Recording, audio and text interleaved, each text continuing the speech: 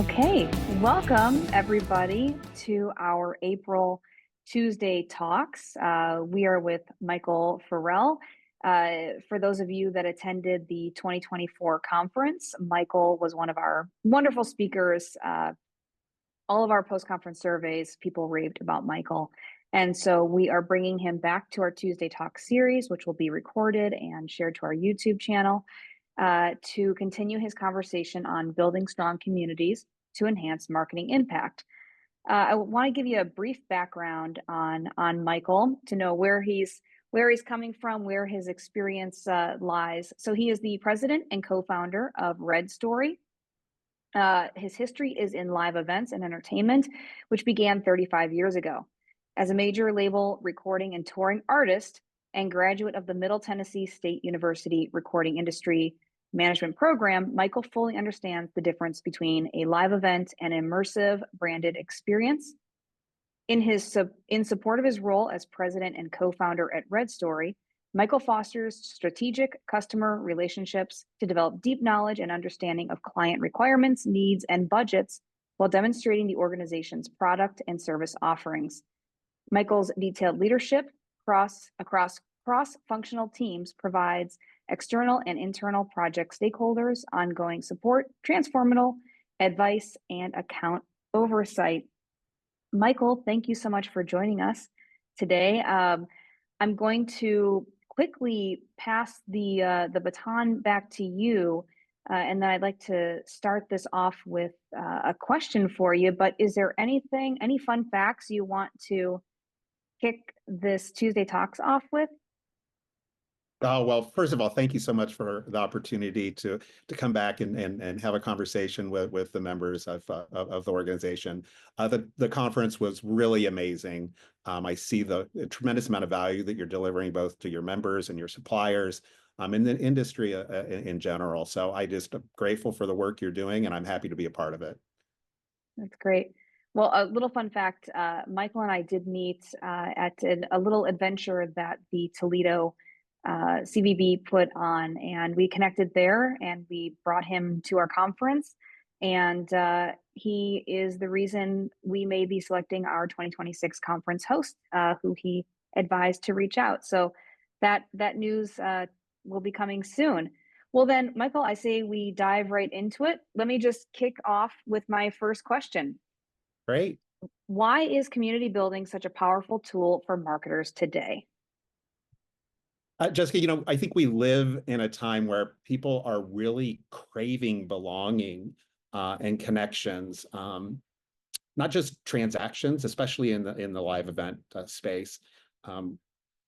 We fully believe that community actually turns passive audiences into more active participants. And by really connecting on that level with your brand, with a community and developing a community can create a lot of stickiness and brand loyalty. And in general, it's different than traditional marketing or advertising campaigns. That peer-to-peer connection, that value proposition that comes from those authentic conversations really does make a difference. And I can see with performing arts organizations that's very, very important, especially when it comes to fundraising and generating income. So community can be a very powerful tool that you continually can nurture. And with really active listening, you can be a little more agile in making decisions that are bringing the right performances into your venue. And even from an artist standpoint or a performer standpoint, to actually, utilize that community to help ensure that the talent buyer feels really good about what they're purchasing. Yeah, and I'm going to go a little off script already, but you mentioned community and building these relationships, and it's how we connected and how we know each other because of your outgoing personality and your want to network and connect other people to where they might fit and be able to conduct business with one another. Tell me a little bit about what you're doing with Red Story and your background and why you're attending conferences like the one you're at right now. Yeah, thank you for the question. Red Story is really founded with a purpose of creating community and human connection. We have a pretty unique process that we've continued to evolve. We're very focused on data, and I'd like to talk a little bit about data and measurement today if we get a chance as well. But focusing on understanding what does need to be measured, what impact can it make, then taking a very high level look at the the the around the personality and the personas that are going to be involved in an event or a campaign or an experience in general. What are those behavioral kind of discussions that we need to have so we fully understand what motivates someone to make a purchase, to have more loyalty, to help spread and develop the community in general. Then that third piece is really taking a look at what does a true experience design look like? And this can be digital, it can be in person, it can be hybrid, but what is that journey that someone is going to take through your experience? All the way from a save the date to a registration website to the experience itself. And then what happens afterwards. So you have to have a broad understanding of the overall experience and the impact that it can make. And really then shifting the narrative around what is this going to cost? What is this going to cost the event organizer? Or what is this campaign going to cost? Until what can my expected return be? So it kind of shifts that narrative. And I think, unfortunately, in the climate we're in now, there's so much uncertainty around financial issues and impacts that it's going to have, especially when it comes to funding. A number of nonprofits are going to, unfortunately, there's some challenges with funding that we're going to have to address. So we're going to have to get more active in creating campaigns and building community that people want to invest in it. And I think at the heart of what Red Story has done with my business partner John is really try to have those conversations and shift those conversations around light items and strictly budget and moving money around just to make it work to saying, hey, maybe this is a different approach. How do we want to enter an event? How do we want to enter a campaign? And what is the desired exiting behaviors? So we really focus on that. And again, if it's an event marketing campaign that we're doing, or for presenting a conference, it's the same approach.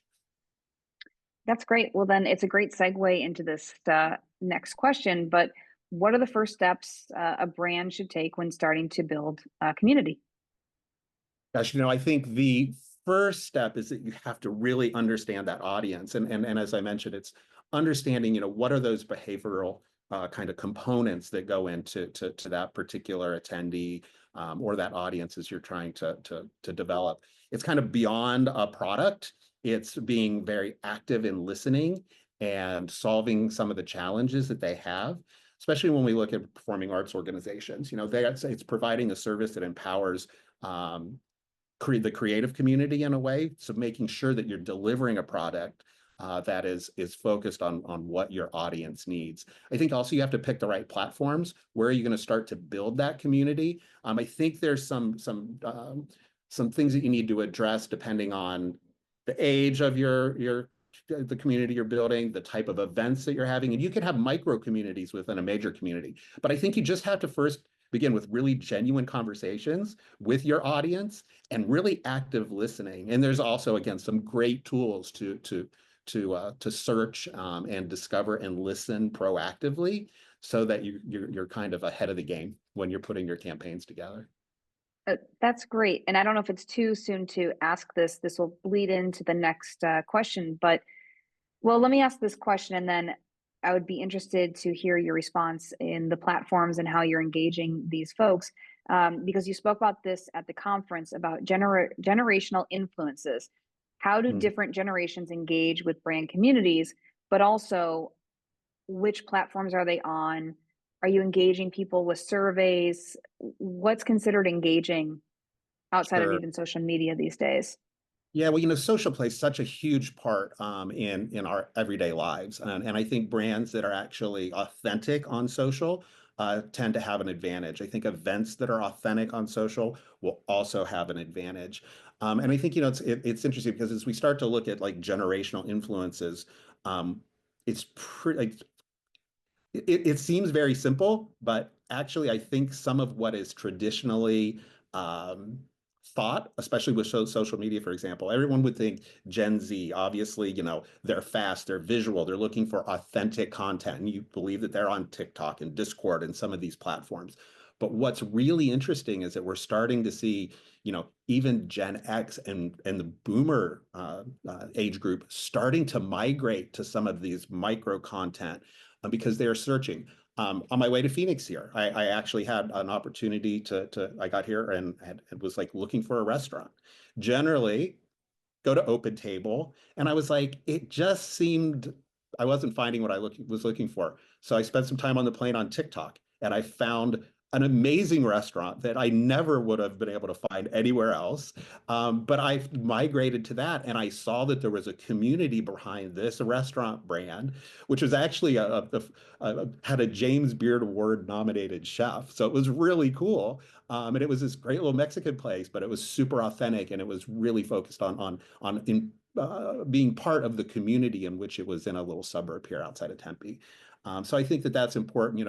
When you think about like Gen X and they prefer useful, LinkedIn, you'll start to see email campaigns. But I do think it's important that there's a democratization that's happening with social media, and people are looking for new outlets to discover information. But I do think micro content is probably one of the things where people actually can start to consume that. So I think those are some great aspects. I do also think that for the right audience, groups, online groups are still very, very, very important.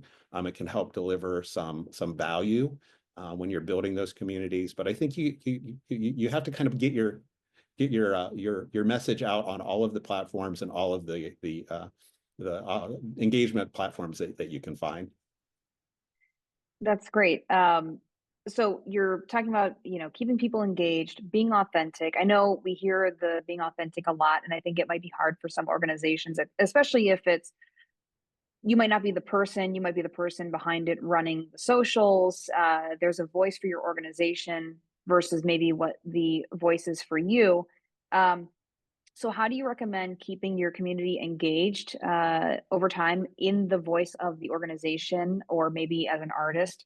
And how do you avoid that initial burst and then drop off? You might have a great post and then you can't seem to figure that out again. What does all this mean? What do you do?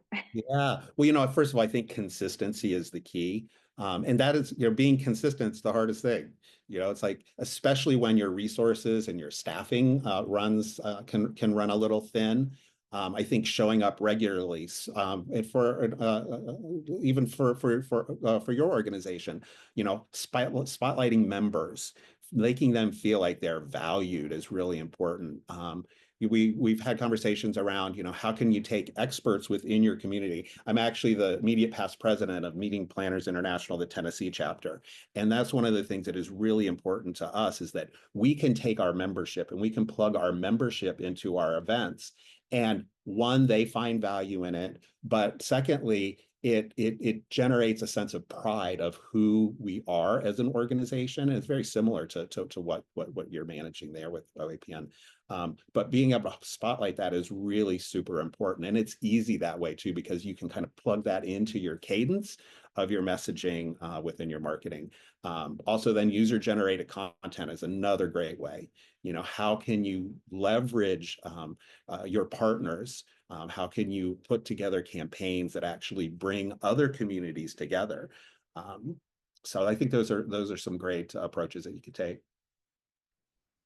That's great. And and thanks for some of these ideas. I know that especially during off conference years, OAPN is constantly looking at how we engage our membership, but also provide things that they need, right? The majority of things that we provide, Tuesday talks, our in-person networking events, they're all free, right? So you can come as a member or a non-member, but we would like people to find the value in our organization to continue to keep their membership as an organization that they want to be a part of and support.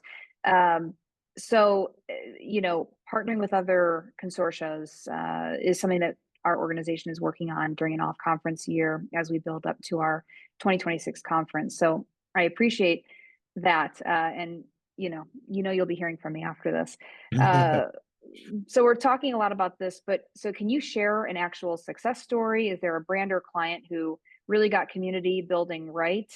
Um, something about BTS Army or Swifties, if anybody's heard of those two. Yeah, those are actually really great community stories. BTS is the K-pop band, but they have created just like and still to this day, I mean, they've been around for 15 years, but they are still have this really engaging community where they've created their army, and these fans are really connected to the brand.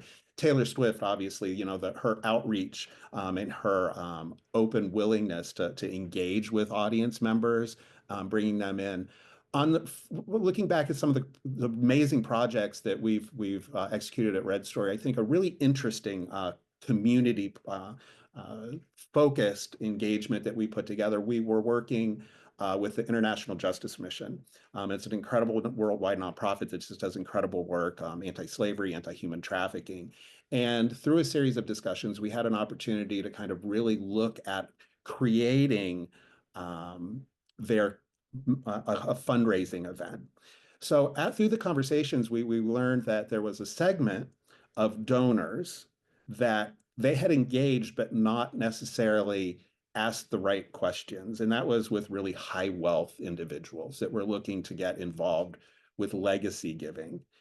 So we actually helped them create a community with these very focused, very dedicated, high wealth individuals that wanted to make sure that their wealth went to something positive. So we helped create their first annual Cornerstone event.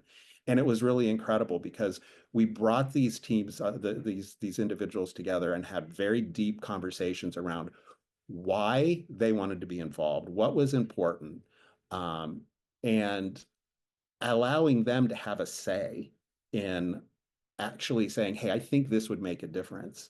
And it was really impactful. And, to kind of discover where that community was, we had outreach with family wealth offices, we had outreach with financial advisors, and really put something together that really transformed and changed the lives of people all over the world. The impact is hard to measure with the work that they're doing, but it was really finding a micro community within their community of donors and engaging them in a way that they found valuable, and that was by them having a voice. So it's kind of interesting. So yeah, I think there's some really great success stories out there around community. Well, so not to hammer down onto the Taylor Swift concept of what she was able to build, because it really is astonishing, the loyalty of her fan base, and the age range. The girl that I used to babysit when I was 13, so she's in her 20s now, she's a Swiftie. My mom is in her 70s and she's a Swiftie. So she's been able to talk about the generational, being able to get a variety of different generations to want to see her concerts, go to the movie theater to see the tape performance, go to the live performance. She obviously has a great social media presence. I know that she has been known to stop in and perform at people's weddings, or, drop by hospitals. Um, Somebody like Taylor Swift kind of has the means to do that. What would be, your suggestion for an organization or an artist who is smaller, who can't, who doesn't have the millions of followers yet? What does the smaller person do to take that Taylor Swift mindset to try to Sure. build that and be that kind of person? Yeah. That's a really great question. One thing I think just in general, artists, musical artists in particular, have a very unique opportunity.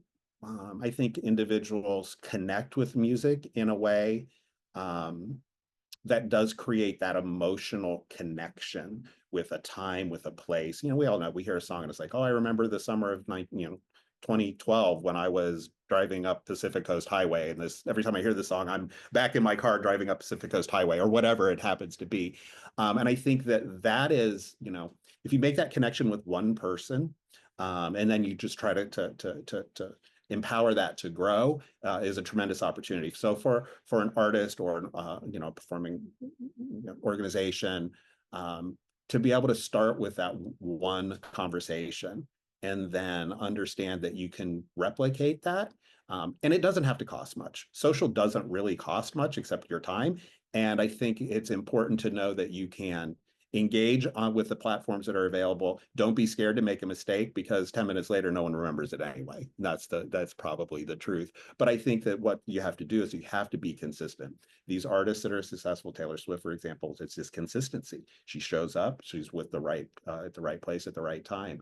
But I do think that's probably just being consistent, making a commitment to active listening and engaging with content on a regular basis is the way to go. Well, that's great because then on the flip side, what are common mistakes you see brands make when trying to build these communities? Oh gosh. I think sometimes they do lose authenticity. I think everyone also, it's very easy. There's so much technology out there now, and it's like, what is my hack to get there faster? Am I going to go to ChatGPT and say like, hey, how do I get 10,000 followers this month? And it's going to spit out all these things. I'm starting to see, which I think there's, and we are a very tech-oriented company. We leverage some really amazing technology, especially in the measurement space. Even when we're sourcing for destinations and venues, we rely on technology. But I do think that it starts to become, you have to be careful when you incorporate that in, and you lose your authentic voice and tone. Um, we'll see clients or brands that maybe are doing blog posts or white papers. And you can feel that this is like, there's certain things that you can start to see, and it starts to look like it's just automated and it's not authentic. So I think that it's important to remain really consistent and trust your gut instinct. If you think you can say something, just say it. Don't rely on ChatGPT or Perplexity or any of these other, for platforms to kind of control your messaging. Let it be directly from you. I think that's the biggest mistake we're starting to see, especially with like some of the generative video production. It's like it is amazing, but it's like, okay, that's not a real human, and no one talks that way. But you're starting to see more of it. So I think being able to utilize technology appropriately is key, but don't become so reliant on it that you lose your authentic voice, because then you're missing out on the purpose of building a community because it's not your true voice. Right? Then you just start sounding like the chat GPT Yeah, robot. And yeah, we all know when it's chat, yeah, unless you edit it. yeah. So Michael, how does this community building tie into other parts of the marketing strategy? For example, events, utilizing social media. I do want to, pinpoint to you're talking about the data. What data are you looking at, and how are you using that data, Mhm. and or customer service? Yeah, boy, another great question. I think focusing on data is really the key. We have a partnership now with some really amazing technology where we are looking actively at the engagement levels of audiences during sessions. Um, it sounds a little creepy, but it's actually very empowering. We have a technology that we're using with a partner that's with a company based out of Austin that actually can measure your emotional engagement with a piece of content. So there are small sensors placed around the room. It will notice if an attendee smiles, laughs, cries, frowns, yawns, looks at their phone, gets up and leaves, and comes back. And it collectively takes all of this analysis of movement, non-identifiable, which is the key. So I wouldn't know that Jessica is in the room. It would just know that there's a female that is in the room. It can generalize kind of what age demographic you're in, but then you can look at this data and look at your content experience. You can almost timeline it with your presenter or your performance and start to gauge if the audience was really connected to that message, that song. It's fabulous for trade shows. We should maybe try it out at the conference next year in a couple booths and demonstrate how it works, because That would it's be really great. informational. You can take that information both in a general session or a trade show, even in retail spaces, around merch, for example, would be a great opportunity to see like what merch booth actually, besides that, maybe it was the headline artist and then the supporting acts. That's always going to have a little bit of a insight into that. But maybe though that other artist, the supporting artist is like, hey, well, my merch is really connecting and I have the proof from the data that it's there. But if you tie in that kind of data, which is really very, very new and very actually exciting, with registration data, with social media data, you need to have a lot of different data components to tell that compelling story. Engagement is just one part of it. But how long have they engaged with the brands? Did they open their emails when you sent a save the date? Did they bounce off their registration site? So we really are focused on making sure that we can collect data from as many points as possible to deliver that. Because without that, you can't ensure that this campaign or this event was actually did have a return. And sometimes you have to take a look at like what is the long-term value of that experience. So like for a conference, for example, a conference itself, let's say it's a 1 day conference, just very similar. You've got 364 days leading up to it and 364 days post conference before you do it again. And that time frame sometimes gets missed. What is happening around that core message? So you have to start measuring, you have to start communicating and benchmarking where you need to go with your event or with your experience or with your registration and know, hey, I've got 364 days to work on next year. And I got 364 days to talk about and analyze what worked and what didn't. So I think those are the key things that you really have to focus on when it comes to data and how you incorporate that into your marketing campaigns or your event experience design and campaigns in general. That was so insightful. And although I feel like it's such a simplistic thing to say, even myself, as somebody who hosts this conference every 2 years, you don't realize how many days you have leading up because, I actually want to know who on here is an artist. Are there any agents? Are there any presenters? I recognize one name here and I know her as a musician. But if you want to toss it in the chat, what you do, that might be helpful too in this conversation. But so many of us, there's so much of the behind the scenes that you're doing to build things up, and your distraction, you might get a little distracted on uh, kind of the task work to doing these other things, but forgetting the simplistic things that you need to do to build up that event, that concert, that show. So that was a great piece of advice. So if somebody, I'm going off script here, somebody wanted to hire you, as an artist who might be booking a tour or as an organization putting on a conference, uh, are you assisting them with basically helping them plan the process to build that? Yeah, Okay, tell me yeah, a little bit more about what that would look like yeah. as We have engaged over the last 5 years with well-funded startups, with not well-funded startups, all the way to Fortune 100 companies. But the process that we put in place remains the same. We have a pretty broad level of service that we provide. Some clients use us for just specific things. We have some clients that use us just for experience design, where they may have their own in-house team, but we work with their key stakeholders to understand those components. What's the data? What is the behavior science? What is the spatial design? And really dive into the experience as a whole. I mentioned earlier entering and exiting behaviors. And again, that's entering and exiting an event, entering and exiting a piece of content, entering and exiting and coming back again and again on your social. All of those are micro experiences that have to be put together. So some clients will work with that. Other clients, so that's the data piece. Other clients, for example, look to us to help them plan and do the meeting management component to their event or their experience. So we will do diligent research on destinations. We will understand, first of all, if you don't do an experience exercise and design and deep understanding, it doesn't matter where you take the conference if you don't understand it.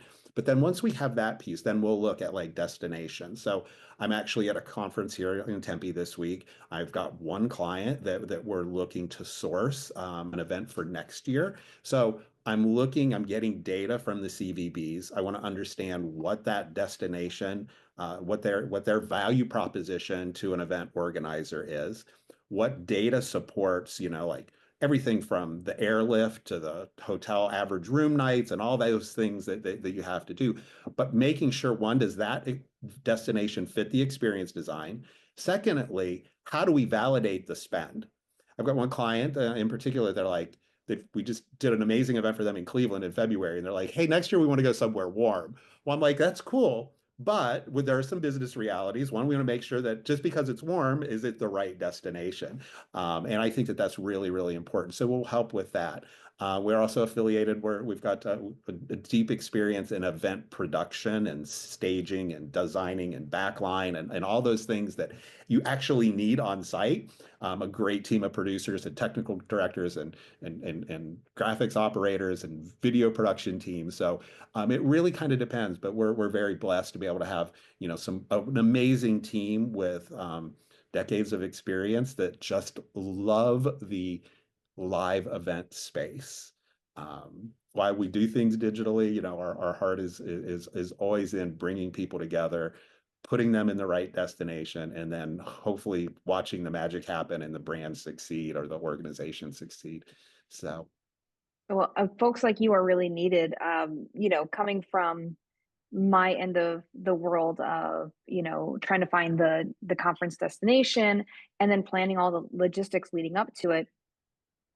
Sometimes the thing that gets put on the back burner is the look of the conference, right? We have to make sure we have the rooms, that the website's up to date, that the contracts are secured, and everything that's leading up to that conference. So when it comes to that event, there's cool lighting and there's plants that go on a stage, and there's all of the design that goes on behind the conference that um, if you aren't specifically looking for that, it's something I can say that I never think to do. But then I watch your social media and I see the conferences you attend and just the cool effects that are out there. I don't know if they're cost effective for an organization like ours, but you know, you know, that yeah, that experience you're talking about, I think that's we have found that in some ways it doesn't always have to be expensive to be impactful.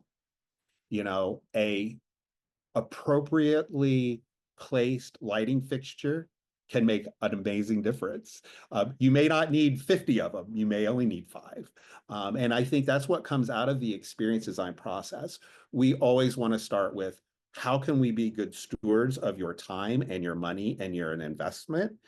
So by having these conversations about shift the narrative around this is a singular event with a singular cost into having conversations around I'm creating a community that's going to come to this destination or this my organization's home for the week or whatever that happens to be. But how do you use that as a content pillar that goes throughout those next 364 days?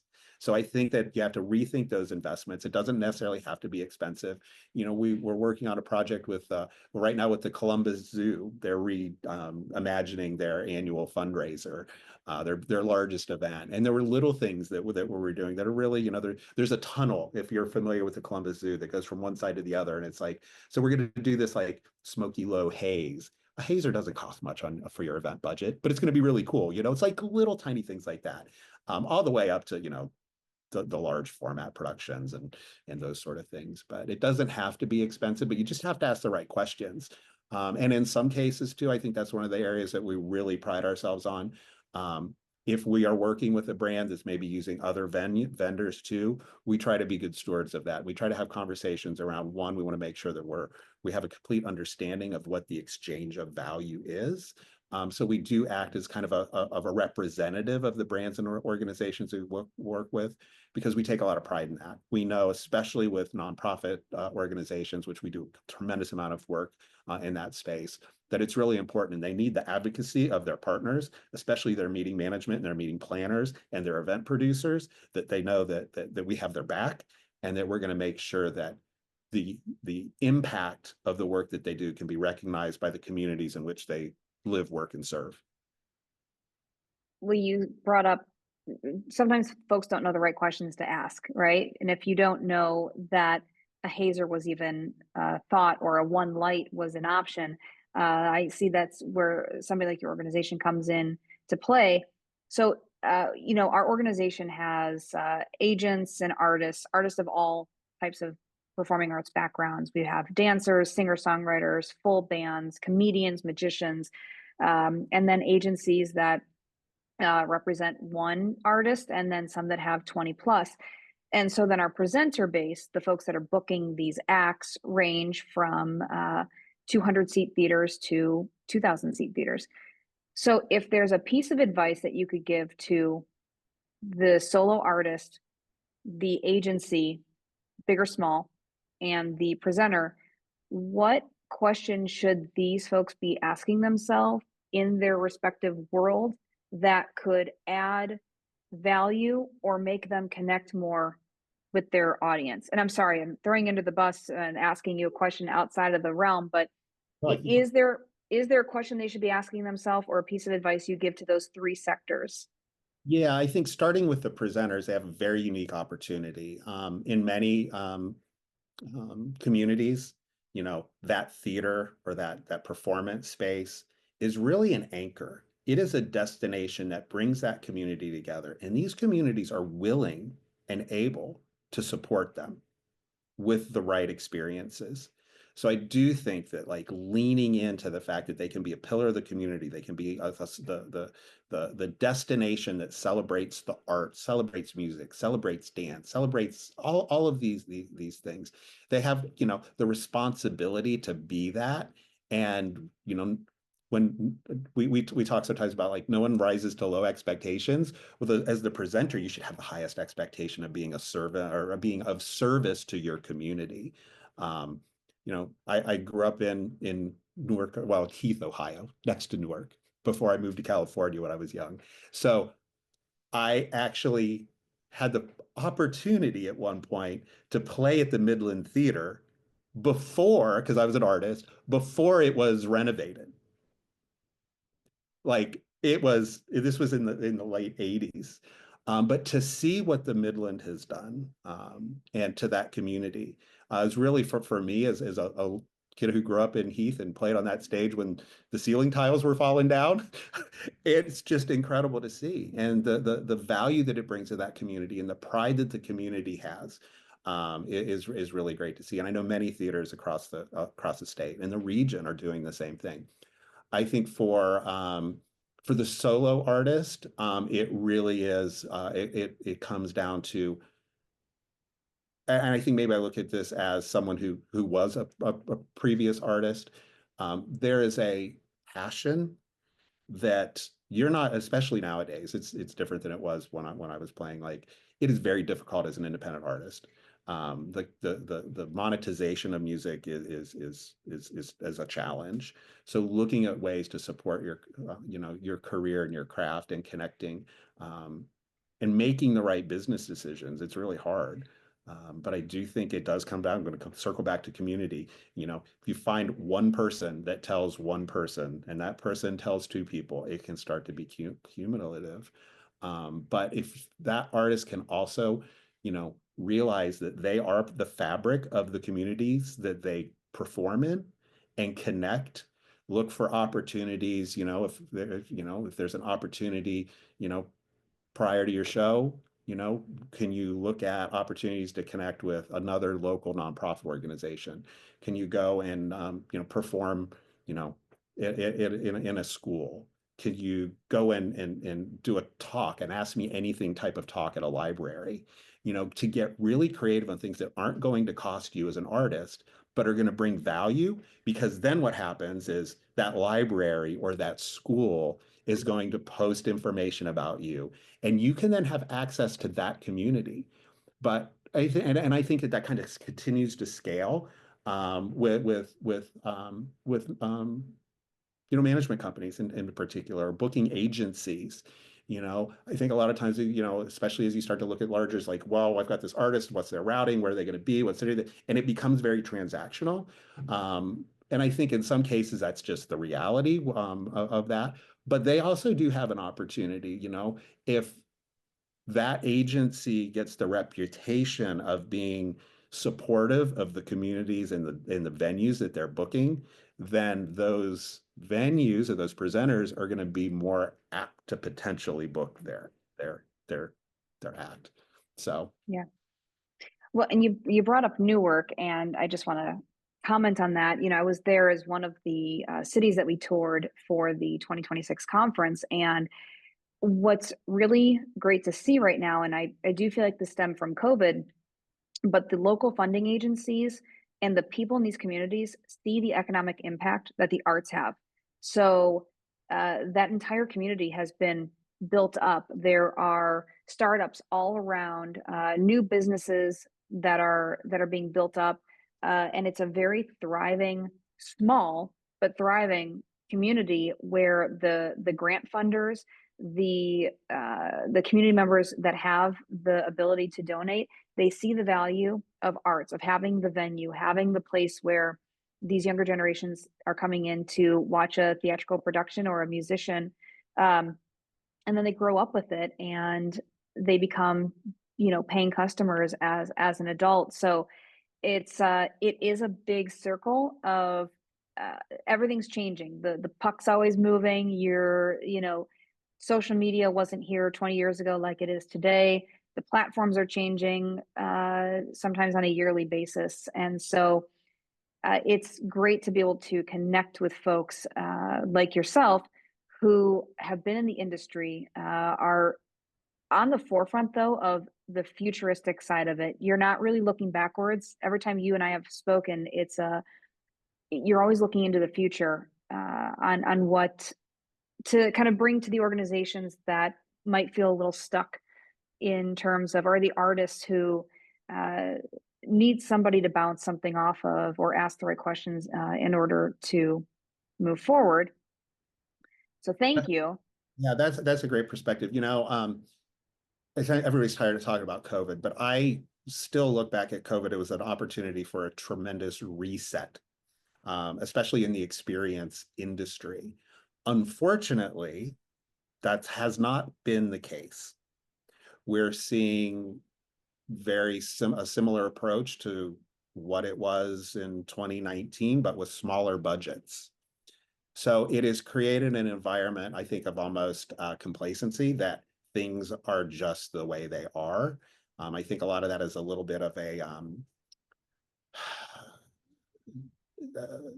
the emotional opportunity to re-envision the impact that your event or your performance or your artist has. Sometimes you just start to get beat down because everything is about budget. So if you can't determine where that return on that investment or that return on the experience lies, things are going to stay the same. And we're really challenging ourselves, and our teams and our partners and our clients to really take the time to do a reset. The brands that are doing it right are I think, going to have more opportunity moving forward, and they're going to have higher attendance. They're going to book more tickets. They're going to sell more merch. They're going to do all those things because they're actually rethinking, what does this look like? Yeah. An experience, that's such a key word. That's the big uh, conversation we're having with the conference. The experiences that people have had at a past OAPN conference. It's the feeling that they get after being at your event, whether that's as an artist, as somebody who's running a conference, whether that's an agent booking an artist. What was that experience like with that artist that you booked? The agents usually don't show up to those events, so keeping experience on your mind when it comes to booking your show, showing up and performing, being the agent, how your artist is acting and representing you and your agency, and what they're putting on for that audience, as well as these presenters who your goal is to present an experience to those folks coming in the door. And Gary Minyard from Dayton Live, he brought this up a while ago, but he's very into really getting into the community and providing an entire experience for the day, right? If he has a young audience performer, bringing those folks in, what are the kids going to do when they arrive? Are there coloring activities? Are there Lego, right? Like there's a whole experience that you can build so the parents are coming and their kids are just entertained and they're learning and they're really getting something out of this experience. for those 2 or 3 hours that they're there.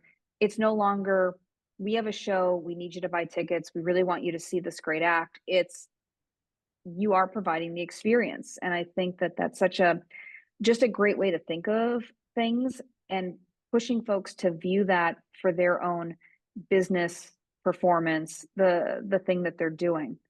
Right. Yeah, I think that's a really great point. I've had the opportunity and been very pleased to be involved with an event industry conference called the Express Conferences. Yeah. And it's actually the conference I'm at now. So just shout out to them. They do incredible work. They bring a very small group of um, meeting producers and planners together, partner us with suppliers and destinations, but they craft the experience around a way that is community oriented and community centered. One, we have our community of event industry, producers and marketers and so forth that come together that are looking to do valuable business. That is part of why we're here. But the real focus is how can, and what they've done that's, I think, fabulous is they bring us together. We have, and this is my second one this year, but the conference usually starts with a community service project. So we all get together, you have a dinner. The next morning, we get up and there's a community service project. We were recently in El Paso where we all got on a bus and we went to the food bank and we packed boxes and we distributed food to people in need. And for to see the impact that we were able to at least contribute to the El Paso community in need brought our group together of planners, producers, and suppliers together in a way that helped us have authentic conversations.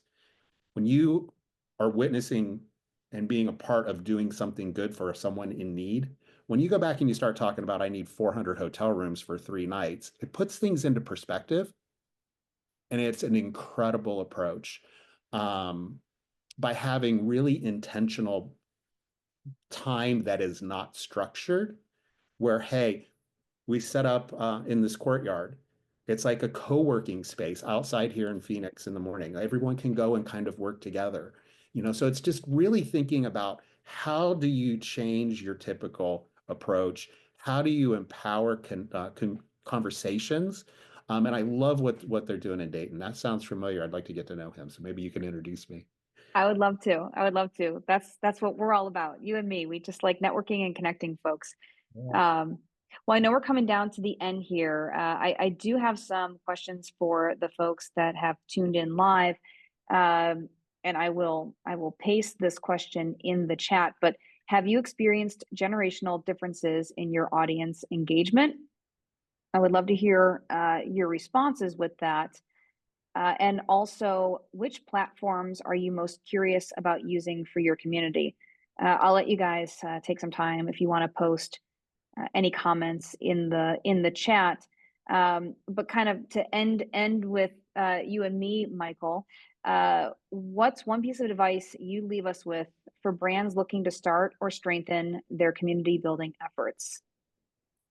Number one piece of advice is that you have to do the research. You have to listen. There are, again, so many tools there. Being actively engaged in conversations. When someone on social does have a comment or a question, connect with them, answer their questions. But you will hear, if you take your time, you'll start to understand what your community is looking for. And again, if anyone would want to connect with us, I'd be happy to help connect you with some tools and resources around how you can approach active social listening, resources that are available to understand your market and your demographic, because that helps you determine what that behavioral component is to your attendee. But there are tools, but I think the first thing you have to do is you need to listen, and then you need to ask questions. Put together, if you have a performance space and you have a mailing list, don't use your mailing list as a CRM with just, it's not a sales list. It's an opportunity. It's a list to help you have conversations. Reach out, send 15 emails a week to people on your list, just as the executive director of a performing arts organization. Hey, say, hey, what do you think of this? Or what is it that you're looking for? And you'll be surprised what you get back because people will like if you ask them to provide that information, they're going to gladly give it to you. And by the time you start to engage with your attendees, you'll start to hear what they're actually really looking for. But you have to continue. You have to always ask questions. You always have to actively listen. But that's the number one thing you have to do is utilize what you have. If you have one person on your mailing list or a million, start asking them questions and not just boring surveys. No one like, don't send me a type form survey, on a scale of 1 to 5, what did you think of this performance? Like, just send a quick one letter, hey, I, I saw you bought a ticket to this show. What was your favorite thing about the show? And let them go. And if you get and you probably will get a better click through conversion rate from an email like that than sending a survey link. Just That led into my next question of what are your thoughts on surveys? So I love that idea. So instead of providing these surveys, provide an actual email where it's, I know it might be harder if somebody does have 20,000 plus followers, but a lot of us, at the smaller level might have 1,000 or 2,000, and it's a little bit easier to engage with somebody. So you would recommend putting a question out to an email and say, respond to this email. yeah, absolutely. I think surveys are there's an important part of surveys. One of the things that again we do utilize as much technology on the conference and event side as we can. So we partnerships with Cvent, for example. So we use Cvent provides most of our clients have a mobile app for that. We will actually try to do surveys in the moment, post session, to where it's right in the app, and we'll have the presenter be like, "Hey, before you go, jump in the app or click this, QR code. One question, maybe two." Those surveys seem to be a little more, I think the data that you capture in the moment is a little more authentic sometimes because when you send a survey a week after an experience, for example, one, people start to forget, like we're humans and we get busy. And then maybe you had a terrible experience at the airport on your way home. And all of a sudden, when you answer that survey, you're still like, it was so hard to get back from Phoenix to Columbus. Like plane was delayed. And so you're not in the proper mindset. It didn't have anything to do with the conference itself or the event. It was, I have some like hangover of a very bad airport experience. So that's going to filter that. So sometimes getting your survey information as soon as possible and preferably on site during the event is the best approach to that. But I do think that there's more power in individual, outreach. Just ask them a quick question through an email. And if you've got a CRM, if you've got 20,000 people on your list, you can figure out ways. So like a good marketer, a good digital marketer can make it look like it's not going to 20,000 people. But it's, personalizing that, asking that question, and then having, the commitment to responding. If you ask a question, they respond back. Just a simple thank you. Hey, well, I really appreciate your feedback. We hope we see it at the next. We've got another great show coming up that I think you may be interested in. So starting to align, like you're not going to send the same survey to someone that has a rock show that has a dance company that's coming in because it's probably not the same audience. So you need to also segment your lists. Like this list is appropriate for that. And there's some crossover, but it's okay to segmentize your marketing lists in a way that's appropriate. This is great. Michael, this was so informative. This is why your professional development was such a hit at our last conference. We hope to stay in touch with you and bring you back to our 2026 conference. Uh, just want to thank you again, Michael, for taking the time out of your day, being at a conference yourself right now to talk to all of us. Is there anything you'd like to end on? No, I just thank you for the opportunity. I think you're doing incredible work. Being someone who grew up in the state of Ohio, I've just built and a lover of the arts and all things in the music space. I do appreciate the work you're doing. And if anyone wants to reach out, I'm on LinkedIn. You can connect with me there. You can go to redstory.co. We'd be happy to have any conversations, and we do have some resources. I'd be happy to share any information we have. We're here to be of value and be of service to all the members of OAPN. So reach out anytime. I just want to be an addition. And just to note too, if you are a member of OAPN, Michael is a member as well, and his information can be found once you log in. But we'll send out his contact information to everybody who registered for today's event. This will be posted to our YouTube channel later this week. We've got all of our Tuesday talks listed there. If you go to oapn.org, click on the Tuesday Talks tab, you'll find videos from the past since 2020, past few years. I'm Jessica Rosenblatt. I'm the executive director of the Ohio Arts Professionals Network. I appreciate you all for tuning in. And Michael, thanks again. We'll be more in touch. We'll see you very All right. soon. Yeah, thank you. Bye.